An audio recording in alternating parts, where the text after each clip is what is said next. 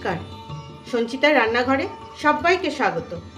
আজকে আমি দেখাবো গুঁড়ো দুধ দিয়ে দুধ পাবদা। তবে আসুন দেখে নিই। প্রথমেই আমি কিছু পাবদা মাছ ভালো করে ধুয়ে নিয়েছি।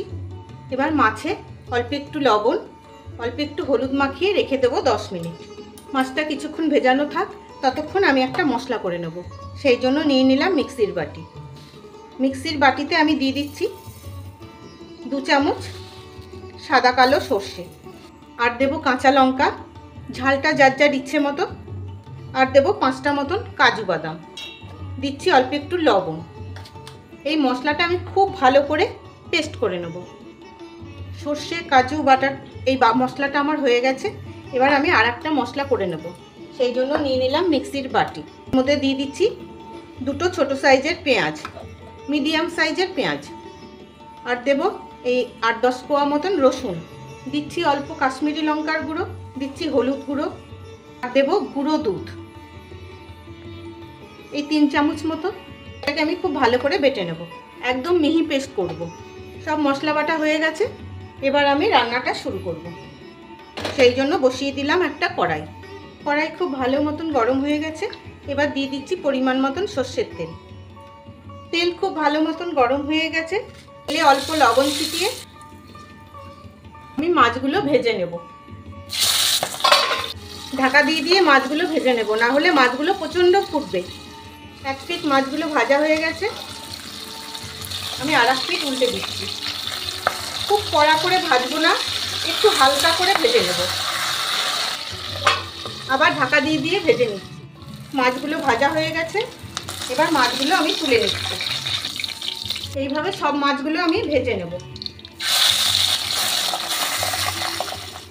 সব মাছগুলো আমি ভেজে নিয়েছি।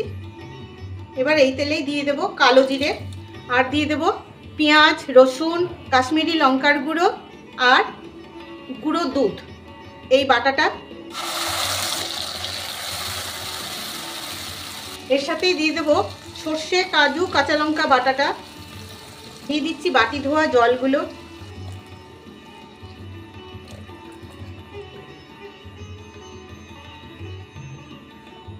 আর দিয়ে দেব পরিমাণ মতো লবণ।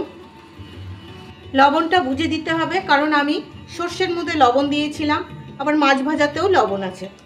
এবার দিয়ে দেব মাছ ভাজাটাও, দিয়ে এবার সেদ্ধ হওয়া অবধি, মাছ সেদ্ধ হওয়া অবধি আমি রান্না করে নেব। দিয়ে দিচ্ছি সামান্য একটু চিনি, 2-4 দানা। যেহেতু দুধ পাবদা, ওই জন্য একটু চিনি না দিলে ভালো লাগবে না। এবার সেদ্ধ হওয়া অবধি আমি রান্না করে নেব। বেশ তেল ছেড়ে দিয়েছে দেখুন মাছে।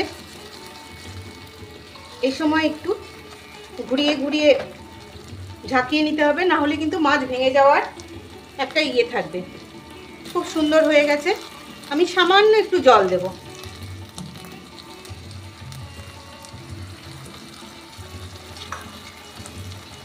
দিয়ে আবার একটু ঘুরিয়ে নেব।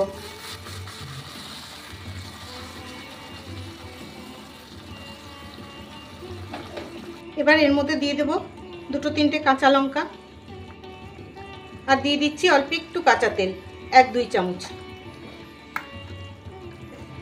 ব্যাস, এইভাবে ঢেকে রেখে দেবো 5 মিনিট। তৈরি হয়ে গেল গুঁড়ো দুধ দিয়ে পাবদা। কেমন লাগলো আপনাদের জানাবেন কিন্তু। আর ভালো লাগলে ইউটিউব থেকে দেখলে একটা সাবস্ক্রাইব, আর ফেসবুক থেকে দেখলে একটা ফলো করে দেওয়ার অনুরোধ রাখছি। তবে আজকের মতন আসি। ভালো থাকবেন সবাই।